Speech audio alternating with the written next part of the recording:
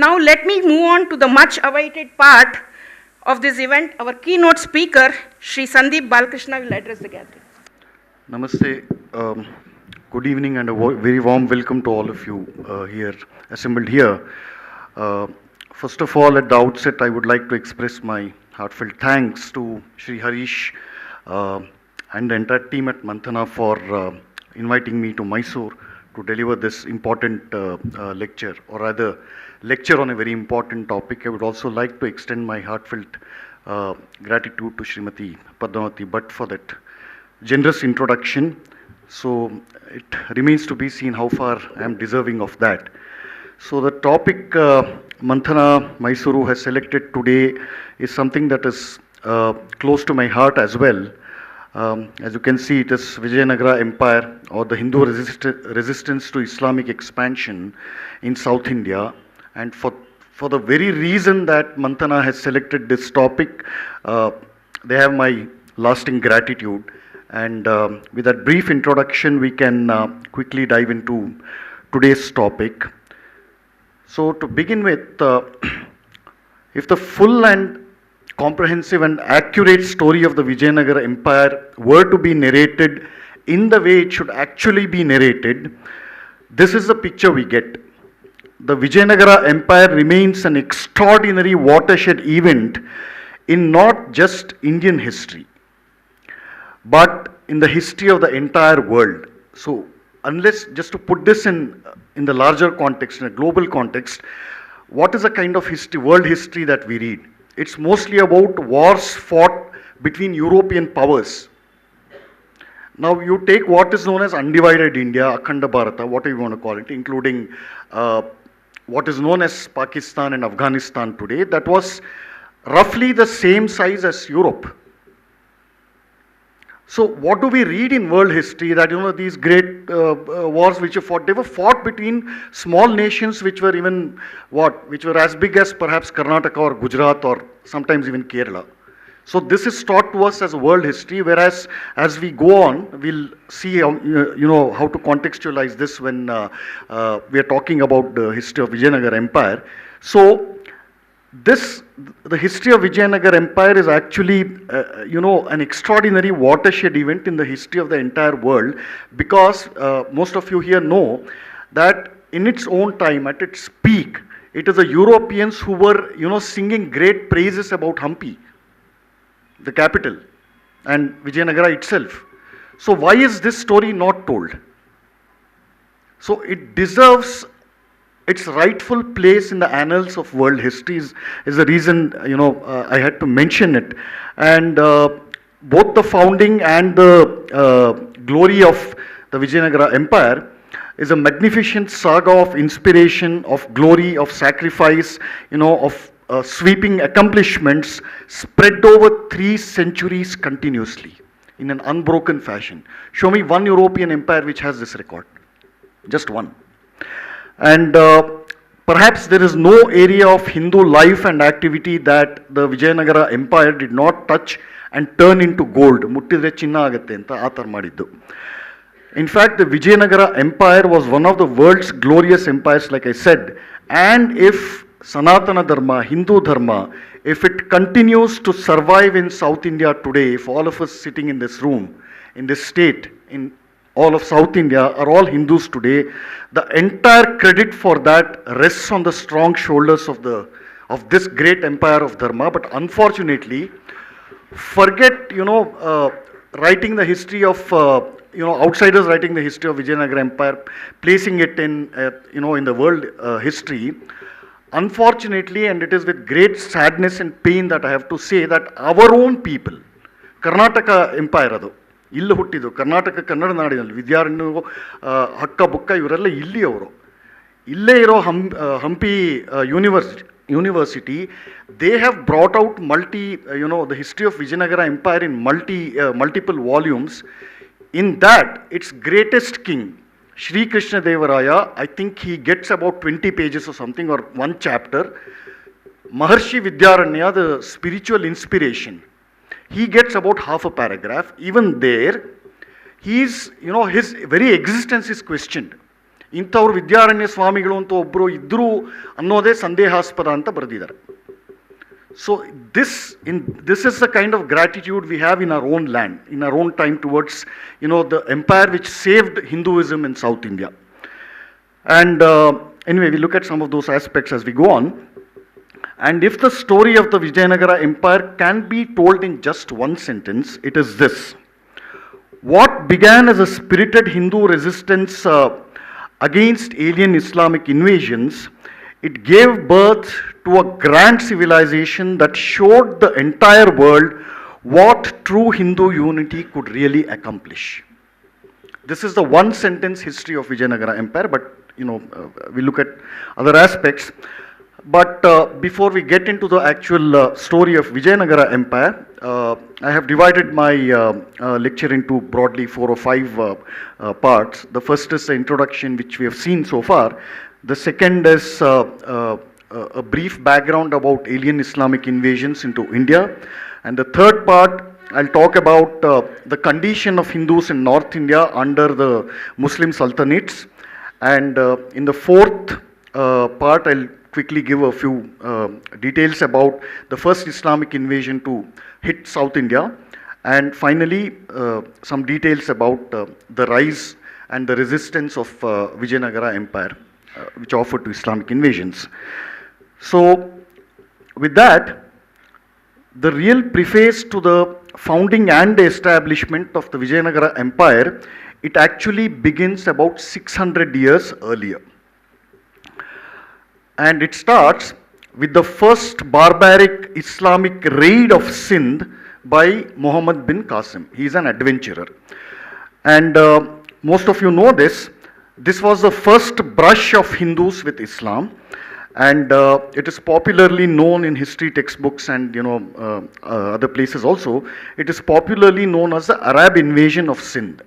But in reality, it was not an invasion, but it was a raid.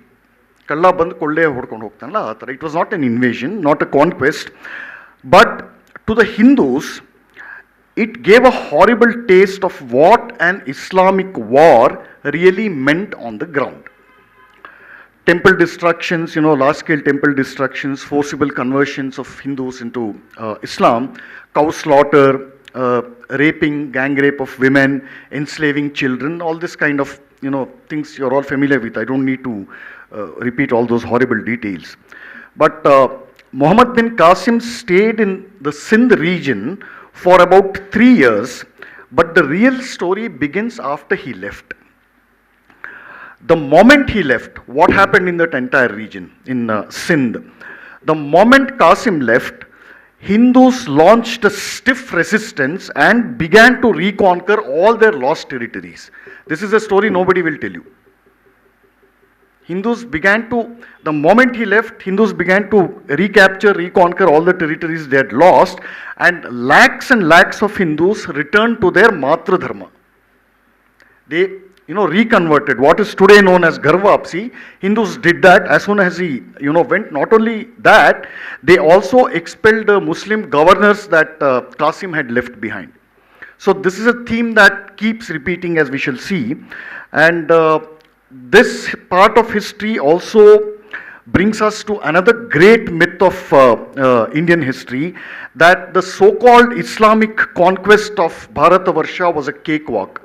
This is the impression we get when we read our alleged history textbooks and at all levels, from school to university level, that they write this as if these barbarians, Islamists, they came on horses and whatever, and it was a cakewalk and Hindus were totally defenseless. That's not true at all. That is a huge myth. On the contrary, in fact, India was the toughest country for Islam to penetrate. And Bharatavarsha is the only country in which Islam met with its greatest failure. You look at it, with the first encounter of Islam with other countries, ancient civilizations, Persia, Egypt, all these ancient civilizations, with their first brush with Islam, they were all completely wiped out. No, they don't have any ancestral memory that, we were something else before we became Muslims. So V.S. Naipaul writes in a very, very beautiful, one line summary he gives. He says, every Muslim who is not an Arab is a convert. I repeat that. Every Muslim who is not an Arab is a convert. So, you think of it, this happened on a global scale. All the way they went up, knocking up to the doors of Spain. And everywhere, I mean, they wiped out entire cultures, ancient civilizations, converted them, destroyed the whole place. Here, in India, they met with the greatest failure. So, I mean, we are all the living proof of it. So, even after countless such wars and invasions and Islamic despotism spread over nearly 800 years, this Punya Bhumi is still Hindu majority. What does it show? On the one hand, it shows our resilience, yes. But on the other hand, it also shows that we are still Islam's greatest failure. We have preserved our ancient dharma almost intact, and all of this did not happen by accident. It did not happen by divine intervention. No, it did not happen by magic. Our ancestors literally spilled their blood, rivers of blood. They made incredible sacrifices. They fought back with great determination. They died in the defense of our dharma. They died so that we could still remain Hindus. And as you are all aware, the next major alien Islamic invader was after Qasim was Mahmud of Ghazni. And the noteworthy point here is that between Muhammad bin Qasim and Mahmud of Ghazni, there is a period of about 300 years. For 300 years, no alien Muslim invader dared to look in the direction of India. And the other interesting fact is that, all of you know that Mahmud was the first Islamic invader to cause damage, launch a series of raids all the way up to Somnath, where he destroyed the Shiva temple for the first time. And it was the first Muslim invader, he was the first Muslim invader also to devastate a lot of extensive territories in India. That much is true. But the interesting fact is that Mahmud could not, Mahmud could not establish an Islamic empire within the borders of India. In spite of all this wreckage that he had done, he could not manage to establish an Islamic empire within the borders of India. And even after his death, Bharatavarsha largely remained untouched by alien Islamic invasions for another century. And it was only after the second battle of Tarain by Muhammad Ghori, that is in 1192, that large parts of North India eventually came under Muslim rule. So when we survey the timeline, this 300 plus timeline, this is what we get. Let's begin with Qasim's invasion, which is 712 or 715, up to Muhammad Ghori, which is 1192. Remember that even Muhammad Ghori, he did not have it easy. In his first attempt to raid, he also attempted to destroy and sack Somanatha, but he was stopped in his tracks and defeated by a 14-year-old boy in Gujarat. Okay, so that boy was eventually he became the king, a Solanki king eventually, he became the king. But his mother, the queen, she infused the Kshatra, she stood in front of in the battlefield. It happened near Mount Abu. So this was the kind of threats that all these guys repeatedly faced, till 1192. And like I mentioned, large parts of North India, that was when it came under Muslim rule. So overall, the timeline from 712 or 715 to 1192, that is almost 500 years, 488 years to be precise. So for 488 years, or it took Islam almost half a millennium to establish a foothold in India. Half a millennium.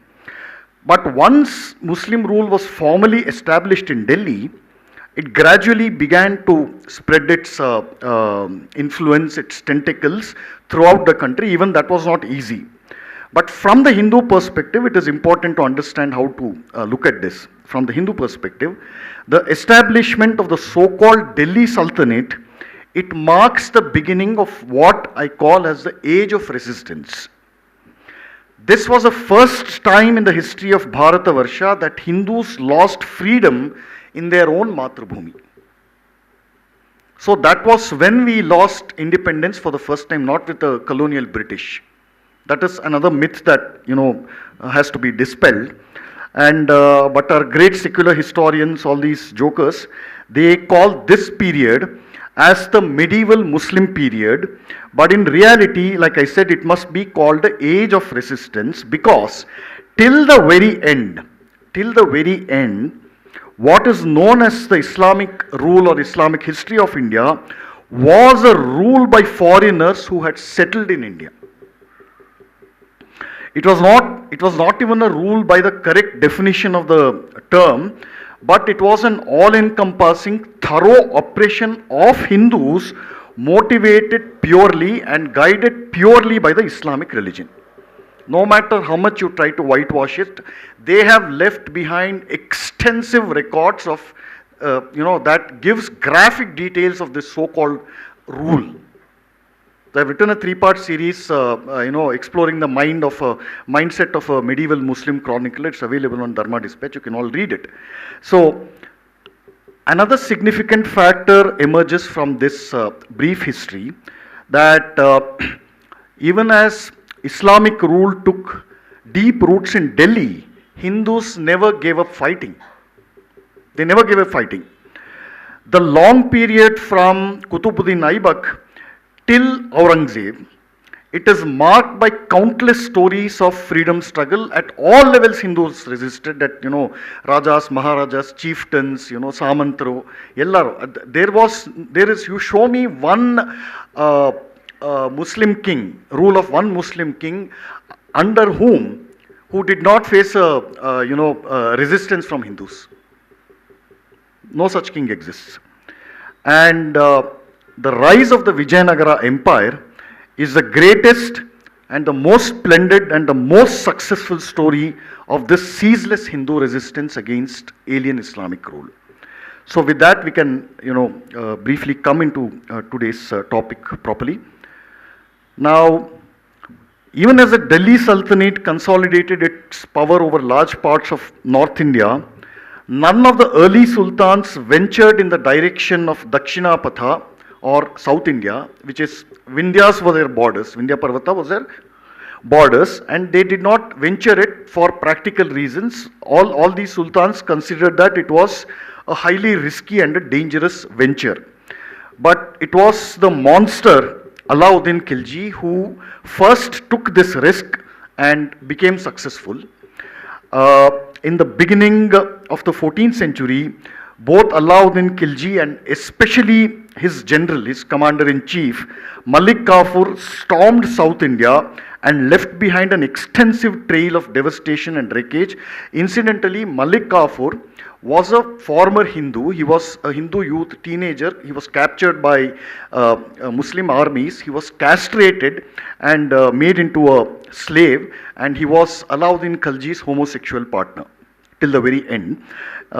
So Malik Kafur was responsible for leading, this huge trail of destruction for the first time in South India, and for the very first time, Hindus here in South India, they got a taste of what a full-scale Islamic invasion really means on the ground. The experience was so horrifying, they were so terror-stricken that for nearly 70 years, they were unable to even come to terms with it. If for those people who can read and write Telugu, I highly recommend this novel by Nori Narasimha Shastri. It is called Narayana Bhattu. I don't know if it is translated in Kannada, but you must read that book to understand the exact horrors. And he pieces the novel together based on Malik Kafur's invasions. It's quite terrible to read actually, but you should read it to understand the complete picture of what this invasion meant on the ground to Hindus. So when Malik Kafur devastated South India, This was the scene in South India at that time. You had four major Hindu empires who were constantly fighting with each other. The first were the Yadavas at Devagiri. That Devagiri was today is this Daulatabad, unfortunately. So they were ruling from there, the Yadavas. That was considered as one of the gateways to the Deccan. In Muslim manners, they called it Dakkan. So that was the gateway to Deccan. And then you had the great Telangana kingdom, today's Telangana. Telangana kingdom ruled by the Kakatiya dynasty in Warangal. And then you had the great Hoysala power in Dwarasamudra, Halebeedu, and the Pandyas in Madurai. So this was the overall scene in South India, when Malik Kafur came here. And in one massive sweep, Malik Kafur burned down this entire region. That's a vast region from Daulatabad is in Maharashtra today. So in one massive sweep, Kafur devastated this entire region. And one second. He burned thousands of temples, destroyed them. And just to give a few names of few major cities, Warangal, Belur, Dwarasamudra or Halebeedu, Srirangam, Kadalur, Chidambaram, Madurai, Rameshwaram and the whole of Malabar, including Cochin, Tiruvankur and Calicut. And he looted almost an unlimited amount of wealth.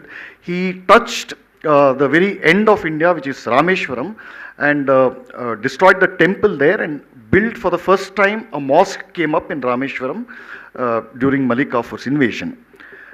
But of all these places that Kafur destroyed, Madurai suffered the worst of atrocities. Its famous Meenakshi temple was vandalized thoroughly, and in fact, a Muslim governor, before Malik Kafur left back to Delhi, he appointed a Muslim governor named Jalaluddin Ehsan Shah. Eventually, that led to the establishment of something called a Madurai Sultanate. I have narrated this complete story in my small monograph. It's a book titled The Madurai Sultanate, A Concise History. You can read the full details in that. So, long story short, when Malik Kafur had finished his sweeping destruction, Hindus in the whole of South India were left leaderless and defenseless. So quite obviously these barbaric, they had no idea that a war could be fought like this. This was not the war they were used to. So quite obviously these barbaric Islamic invasions, they deeply impacted the Hindu psyche. You forget all the temple destructions, cow slaughter, but what the deepest wound and impact it left was in their psyche. That I don't think Hindus have still recovered, but that's a story for another day. The very foundations of their ancient dharma were shaken, and even worse, the last great Hindu emperor of Hoysala, Veeraballala III, he was brutally assassinated by the so-called Sultan of Madurai. Veeraballala's body was skinned and straw, hullu, Vanagiro hullu, straw was stuffed into his skinned body, his head was chopped off and paraded on the city gates. So this is the end of Veeraballala III, the last monarch of one of the greatest dynasties that Hindus ever built. With that, Hoysala dynasty was extinguished. Now, just to give you a picture of Madurai, which suffered the worst torment under Islamic invasions, we have the words of Ganga Devi. She was the queen and the wife of Kumara Kampana. She graphically describes the situation in Madurai in her famous epic poem Madhura Vijayam. All of you must read it, it's widely available. So it does not make for easy reading, but I'm quoting it, some words from it, from verses from it directly, just so you can have an idea. Quote, O king, the city which is called Madhurapuri for its honeyed loveliness has now become the city of cruel beasts. It now lives up to its earlier name of Vyagrapuri, the city of tigers, because humans don't dwell here anymore.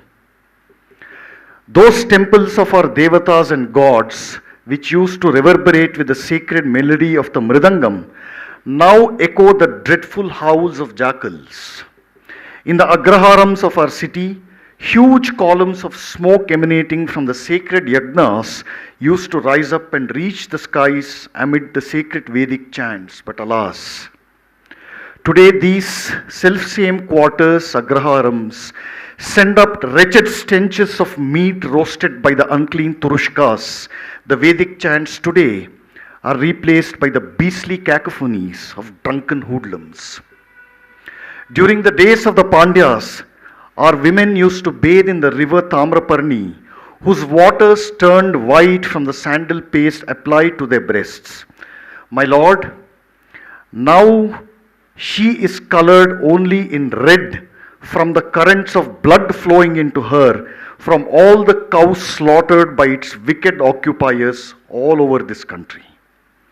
O King, I cannot bear to look at the faces of those Dravida ladies who were bounteously endowed with beauty.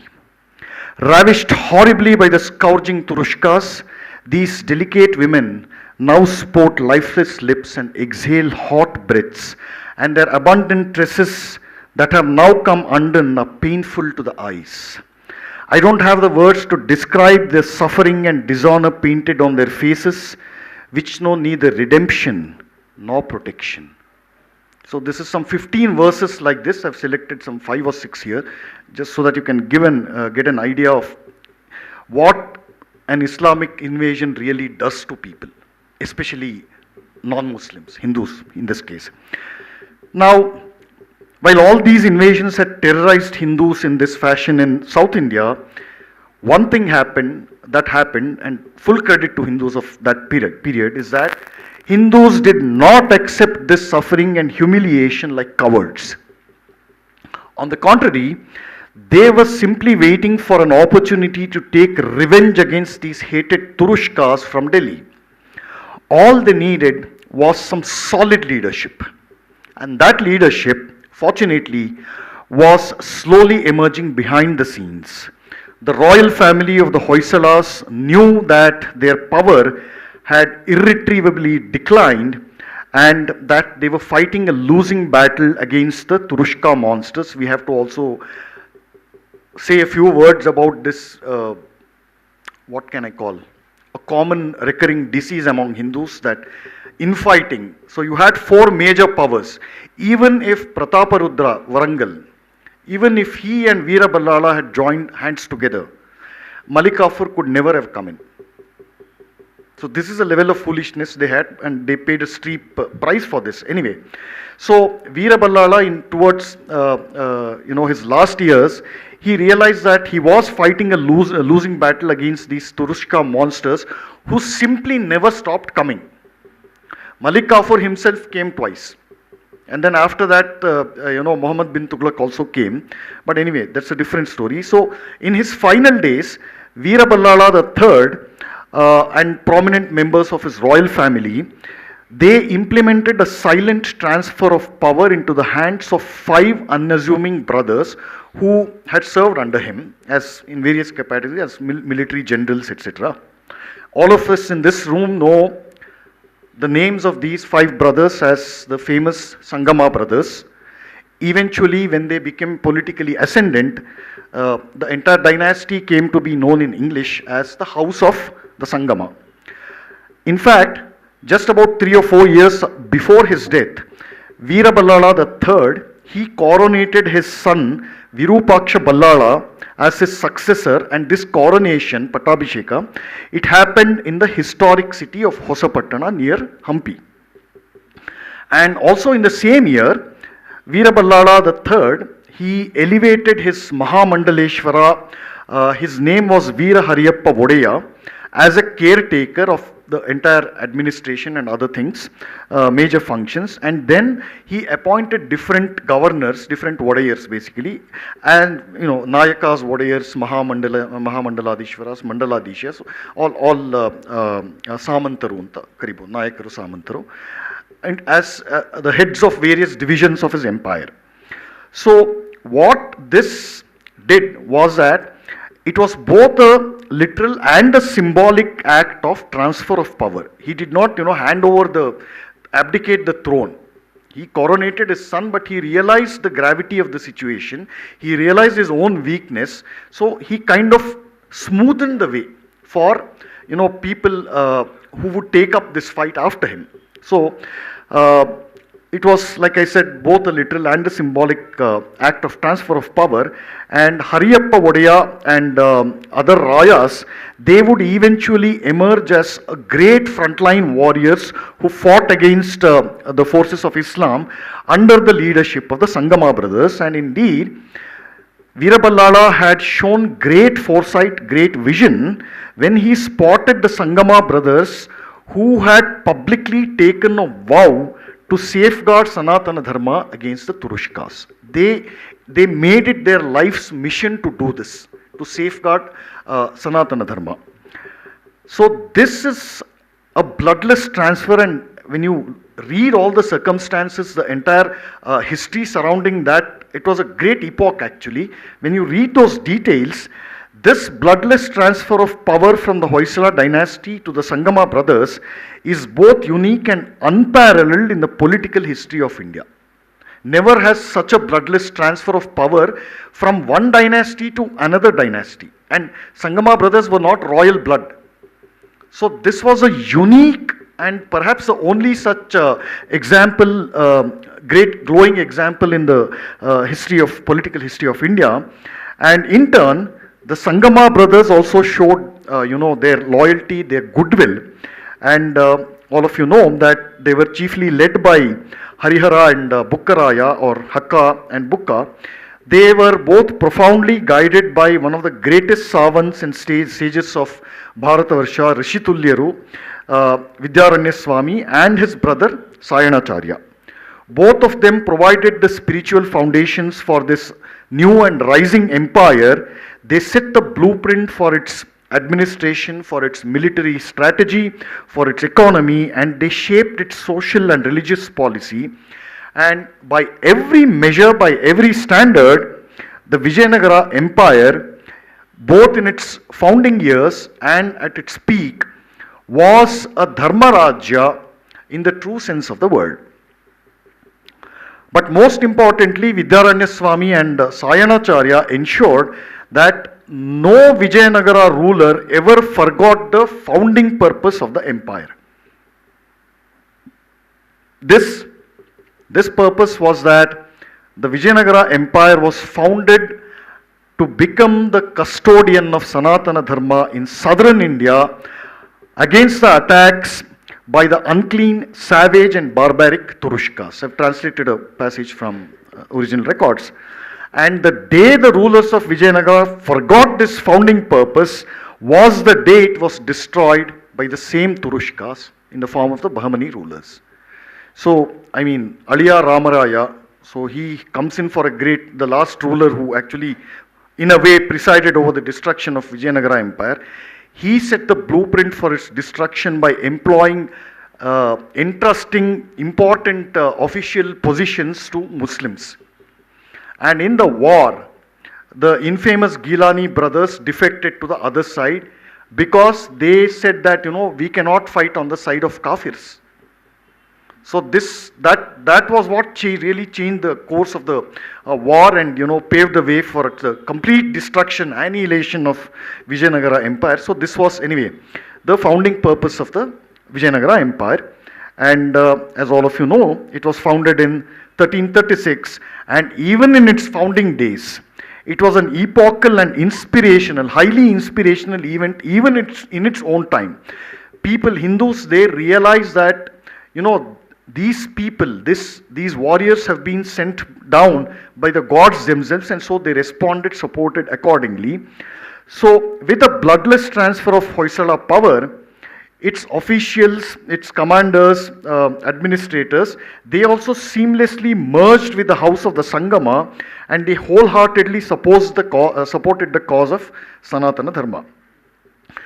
The leadership that Hindus in South India had so desperately wanted. Remember, I said, they were leaderless and defenseless, looking for leadership.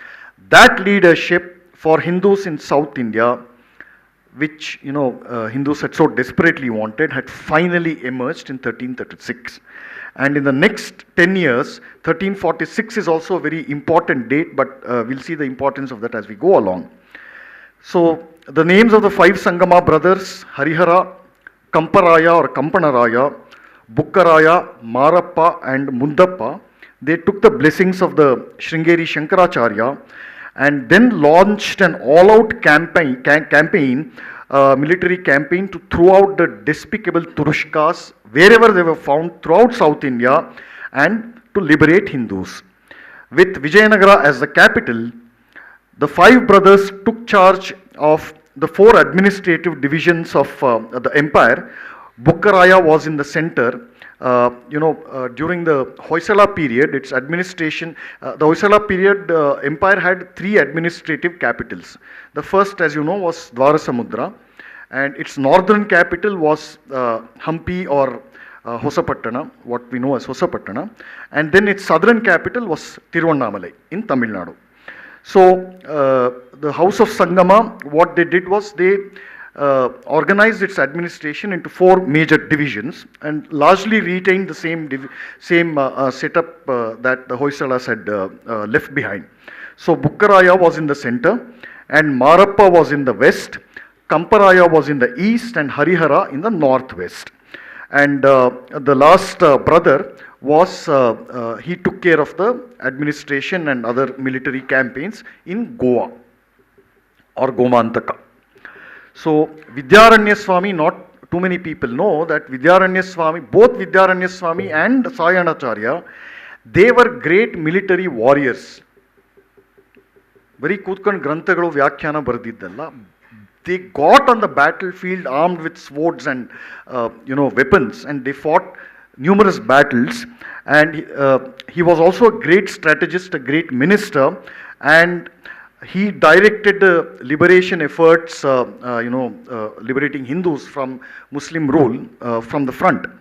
And one of the initial campaigns resulted in a spectacular success, and this was against the same Muslim governor who was now in Madurai. I mean, those campaigns, we have to do a series of lectures on these campaigns, initial campaigns, but I've just selected the most important campaign. It is to liberate Madurai from the Muslim rule. It's a thrilling and riveting episode of Hindu history, and I'll just give a brief summary in the space of this lecture. Bukkaraya appointed his son Kumara Kampana to lead the campaign to liberate Madurai from the so-called Sultan. And in a series of superb and unstoppable victories, Kumara Kampana first defeated a small chieftain. His name was Shambhuvaraya, and he was ruling from Tondai Mandalam. Next, he subdued another ruler. His name is not given, but he belongs to the Vanyaraja dynasty, and finally he headed in the direction of Madurai. On the way, he crushed a Muslim governor at Samayavaram, which is about 6 miles or 7 miles from the famous Srirangam. So that victory was led in front by a great military general called Gopanarya. So that inscriptions are still there. It's very, very inspiring to read. And Vedanta Deshikar, one of the greatest saints in the Sri Vaishnava Sampradaya, he has written, glowing tributes and glowing verses in praise of this great event of liberating Srirangam. And once this Muslim governor was crushed in Srirangam, Kumara Kampana marched straight into Madurai.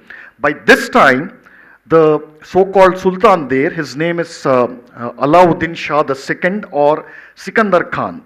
He was completely isolated, trapped from all sides, and he really stood no chance before Kumara Kampana and his army, and he was killed in a very short battle by any standards. The other interesting part here is that with all these invasions that happened during Alauddin Khalji's time and later under Tughlaq rule, they did not anticipate, the Muslim rulers in Delhi and in North India, they did not even anticipate the rise, the silent rise of the house of the Sangama. So, I mean, that's a great lesson in strategy in building, political power from the scratch. I mean, you pick any page from the history of Vijayanagara Empire and you can write 10 books. So it's that amazing. Anyway, so Madurai was liberated, and this one monumental victory, Hindus throughout South India were overjoyed at this magnificent victory because the Turushka had been decisively crushed, and the fabulous Meenakshi Sundareshwara temple and many other temples. Of course, Madurai is a temple town. It is also a Tirtha Kshetra, which is why, like I said, the kind of disastrous, the kind of terrible impact happened on the psyche of the Hindus. One of your holiest Tirtha Kshetras has been defiled in this fashion. So obviously this kind of liberation, this decisive expulsion, crushing, killing of this Turushka, it caused huge waves of joy throughout South India among the Hindus. And the grand doors of the Meenakshi Sundareshwara temple were opened for the first time after half a century. And this is how the Hindus of Madurai celebrated the event, and I quote from the primary source. It is called the Pandian Chronicle, originally in Tamil. So I'll just quote a few events on how Hindus celebrated the liberation of Madurai. Quote: during these Mohammedan days, in the Virodhi Samvatsara of the Shalivahana Shaka, the general of the king of Mysore, named Kampana Udaya Veer, a native of Karnata Desha, having conquered the unclean Mohammedans, took possession of the kingdom of Madura. He opened the Shiva and Vishnu temples which had been locked up throughout this country. The general opened the Shiva temple at Madura and obtained a personal view of the deity. The general, seeing this grand sight, was elated and glad. It struck his eyes. He closed his eyes, and with great piety, he made customary offerings. He gave many villages to the temple and many jewels, and he established ordinances for the regular performance of puja and other rituals. The general, his son, and his son-in-law also gave many jewels to the Shiva and Vishnu temples and ordered the sacred pujas and services to be conducted. Kumara Kampana had saved the honor of the land, and there is no wonder that the people call him by the name of the province from which he hailed, Kampana of Karnataka. Close quote. And as I mentioned in the earlier portion of my lecture, this is the real power of true Hindu unity, grit, determination, and decisiveness. So, this splendid victory of Madurai also established the house of Sangama as the new, unchallengeable, unquestionable Hindu empire that had risen from the ashes of Turushka destructions. By 1378 or 1380, there was absolutely no trace of the Islamic menace in the entire Vijayanagara territory, and the new empire of Hindu Dharma towered over South India like a massive protective fort, and the people willingly gave the Sangama brothers their complete loyalty. Let me quote the words of the great scholar Dr. Saleh Ture. He was an expert on the subject of Vijayanagara. So, quote: "It must be remembered that the indefatigable sons of Sangama threw upon the enemy as a united front, and this concerted action had a double effect of silencing all opposition and annihilating the forces of Islam, which took 2.5 centuries to combine again against the Hindus." So for 3 centuries, nearly 3 centuries, like I said, both in South India and elsewhere, no Islamic power even dared look in the direction of South India. Anyway, to continue, the one objective of the Sangama sons was the preservation of Hindu independence in South India. Vijayanagara stood as a visible embodiment of the national resistance to save the southern enclave for the Hindus and to keep it free from being overrun by the Mohammedans. The common people realized that the honor of their homes and the destiny of their country were safe in the hands of the descendants of the Sangama. And so, after the nearly 70 years of terrible humiliation during which the whole of South India had been defiled by Islam, Hindus had finally burst out from the earth into a new and glorious age. The Vijayanagara monarchs instilled a new surge of confidence in Hindus, and they continuously inspired them to win freedom from alien rulers in order to protect their homes and their women and their cows and their children, and last but not the least, their ancient dharmic heritage. At the height of its glory, the height of the glory of the Vijayanagara Empire, the Portuguese traveler Domingo Pace, he said this about Hindus in the Vijayanagara Empire, and I quote, it's extraordinary actually. In the Vijayanagara Empire, there were the finest young Hindu men to be ever seen or could be seen anywhere else in the world. And among all of them, I did not see a single man, a single Hindu, who would act like a coward. Theirs was a tradition of courage and duty. This is what, this Portuguese traveler says. And, other people, Nunes and other contemporary European travelers pretty much say the same words. And it is one thing to defeat the invading forces of Islam, win few military victories, but it is an entirely different thing to sustain this victory for centuries by building up an empire. So that, I think, is perhaps the greatest legacy and the gift of the Vijayanagara Empire to Hindus of South India. As long as the Vijayanagara Empire was at the helm, no Muslim ruler, like I said, from the north ever dared to look in the direction of South India. This for a full 300 years. In fact, the Bahmani Muslim kings, who were the sworn enemies of Vijayanagara, as you all know, they lived in a constant dread of Vijayanagara. So when I say 250 years, that is at least about 8 or 9 generations. If you take 25 years as one generation, for 8 or 9 generations of Hindus throughout South India, it was the greatest shield and the greatest protective fortress. Anyway, so all these Bahmani, on the other side, the same 8 or 9 generations of Bahmani Muslim kings also lived in a constant dread of Vijayanagara Empire, and it is said that for one full year after Sri Krishna Deva Raya died, the Bahmani sultans actually refused to believe that he was actually dead. They also believed that Sri Krishna Deva Raya's ghost had the power to defeat them. This is recorded by Muslim chronicles themselves, not Hindus. And now we can come to the last leg of this lecture. So all these extraordinary military victories, the liberation of Hindus, Hindu traditions, all these things from the clutches of Islam, and then the well-oiled administration, the fabulous wealth of the Vijayanagara Empire, Sri Krishna Deva Raya's extraordinary regime. All these are all quite well known to all of you, but what is lesser known is the role of the Vijayanagara Empire in rejuvenating, reclaiming and renewing Sanatana Dharma in a comprehensive sense. A spirited and profound revival occurred in art, music, literature, poetry, painting, philosophy, in our traditions, customs, social etiquette, manners, generally speaking, the entire culture. So if you look at all the,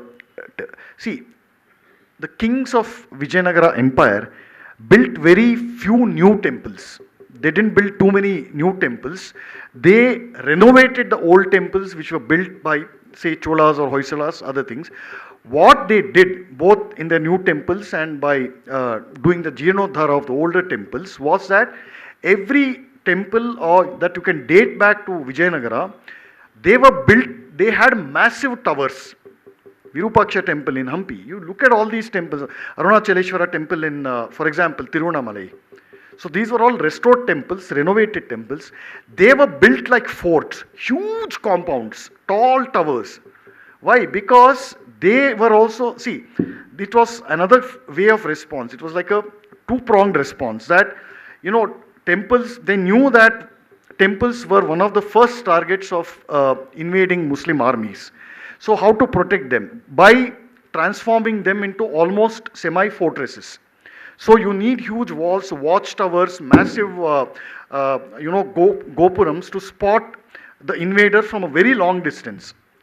And also to protect. If a temple is built like a fort, it's harder to break. So that is what they did. And then also it was a show of power. That, if you can build tall mosques, we can build taller temples.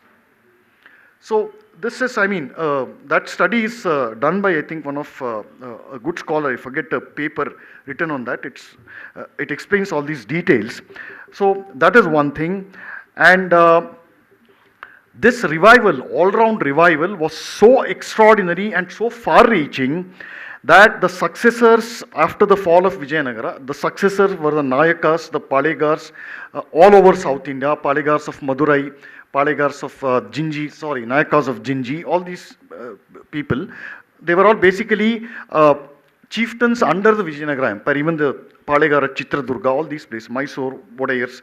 So they were originally the vassals of Vijayanagara Empire, and after the empire fell, they declared independence, but they did not let go of the traditions. They continued the traditions that were founded by the Vijayanagara Empire.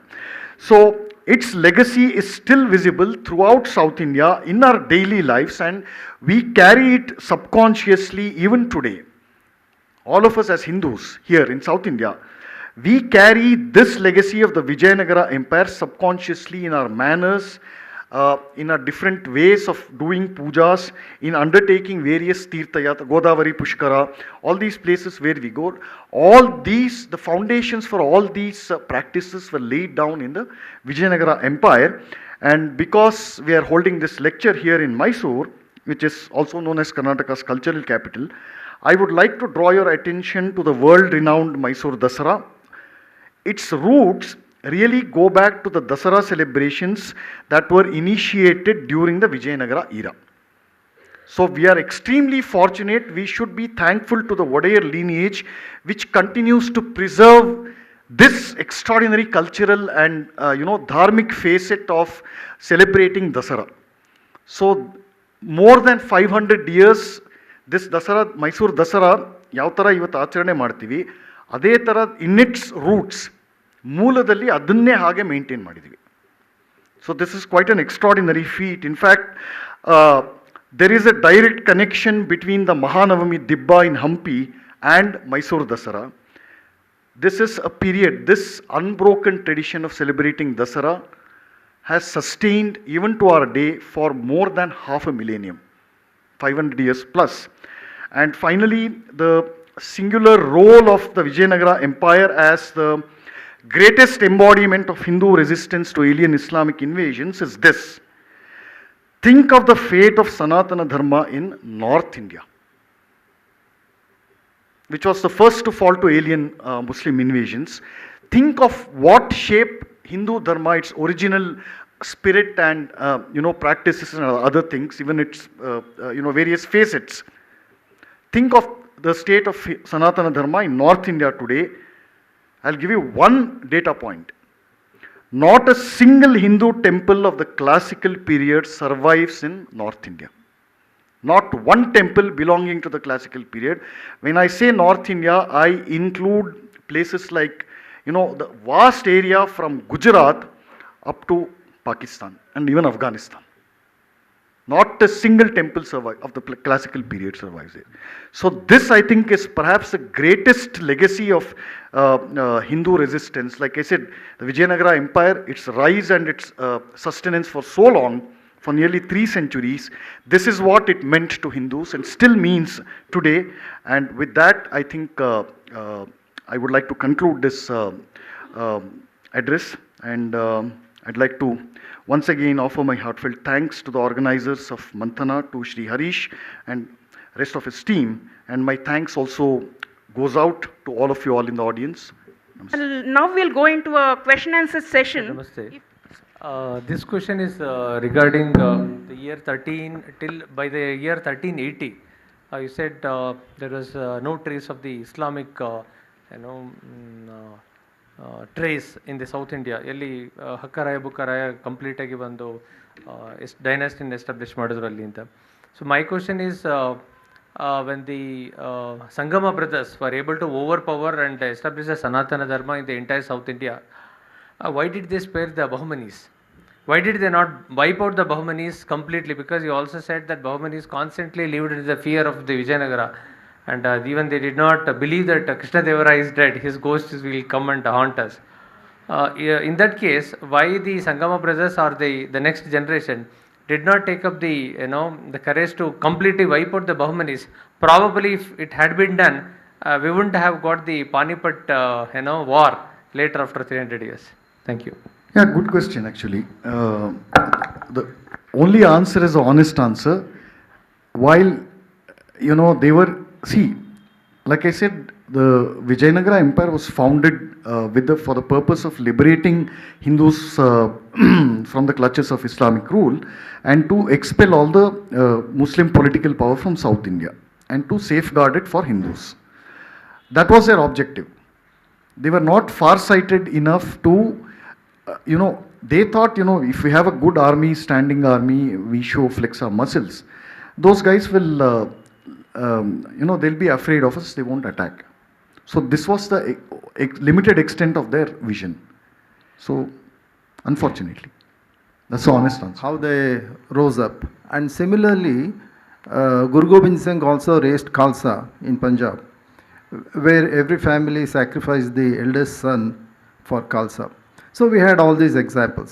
How is it that, in spite of all that, and even after getting independence, in Kashmir, our brothers and sisters chose to move away from Kashmir rather than stay back and fight, like the way Khalsa was built, sacrificing the first son and things like that? 1565, Aliya Ramaraiya's, was there a serious miscalculation as far as the loyalty of his lieutenants are concerned? And imagine a 80-plus old man leading into a fight. I mean, his courage apart.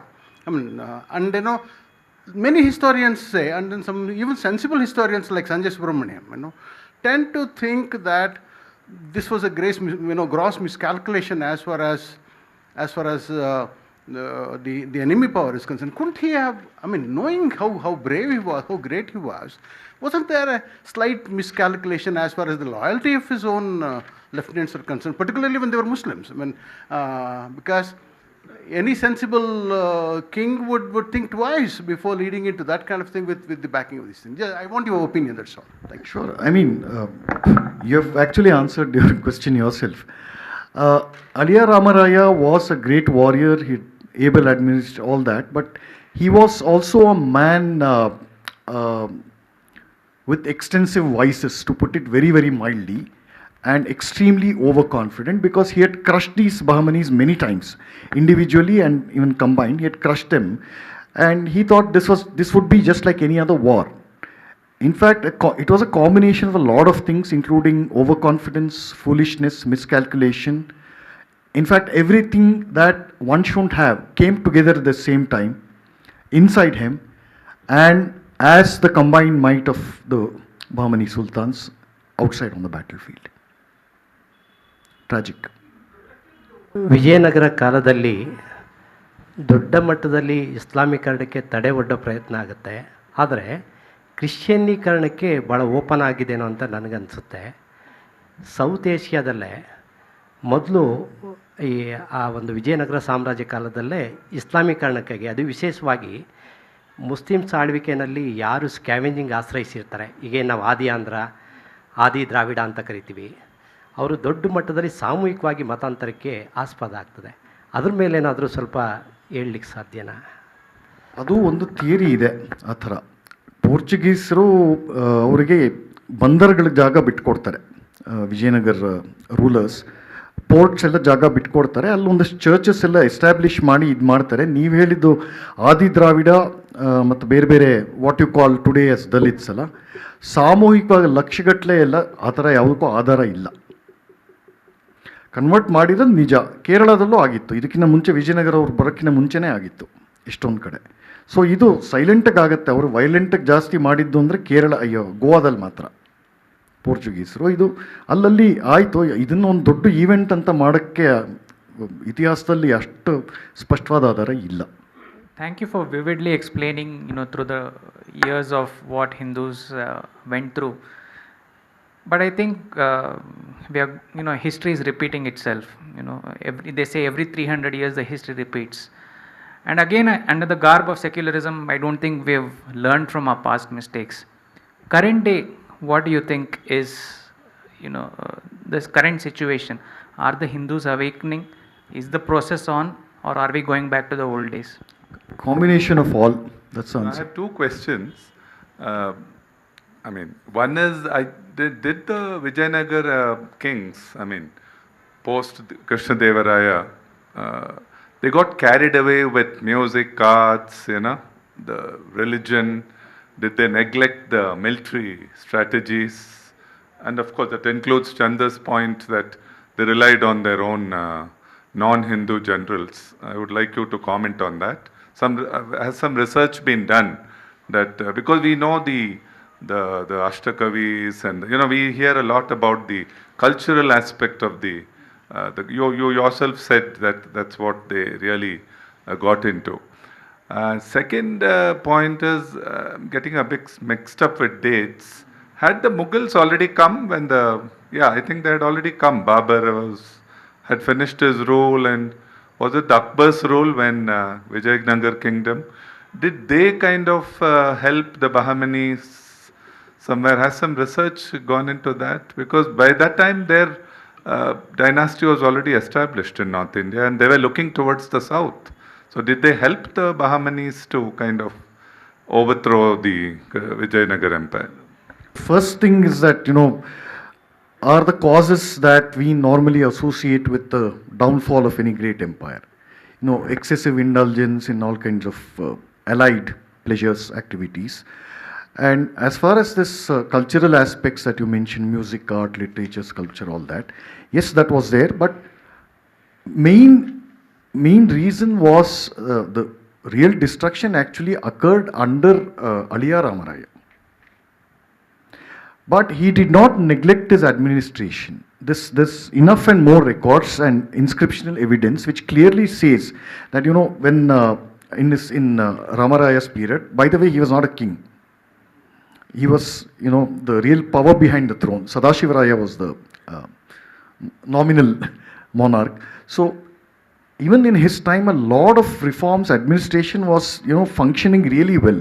There's no tyranny, and normally the things you associate, like for example Aurangzeb, unbridled tyranny, cruelty, extortion, this kind of thing was not there. As far as the common people were concerned, it was more or less remained well-oiled, smooth and very well functioning. But these vices and short-sightedness, that it's okay, I can appoint these people in my army to important positions. So that, and a combination of different, plus his age and his overconfidence. So these are some of the fatal flaws that eventually led to the downfall. And as far as your second question is concerned, the contemporaneity of Mughal empire, actually Mughal empire, by 1565, Akbar had actually just stepped into his, he was in fact in the initial legs of consolidating his rule in North India.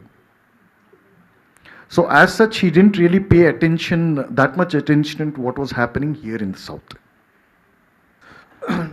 Sir, Vijayanagara ಸಾಮ್ರಾಜ್ಯದಲ್ಲಿ non ಸನಾತನೀಸ್ಗೆ ಅಧಿಕಾರ ಕೊಡೋದಕ್ಕೆ ಅವರು ನಿರ್ಧಾರ ಮಾಡಿದ್ರು? First question.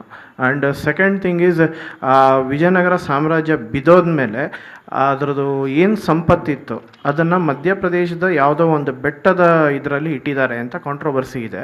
How far it is true ಅಂತನೋಂಥದ್ದು.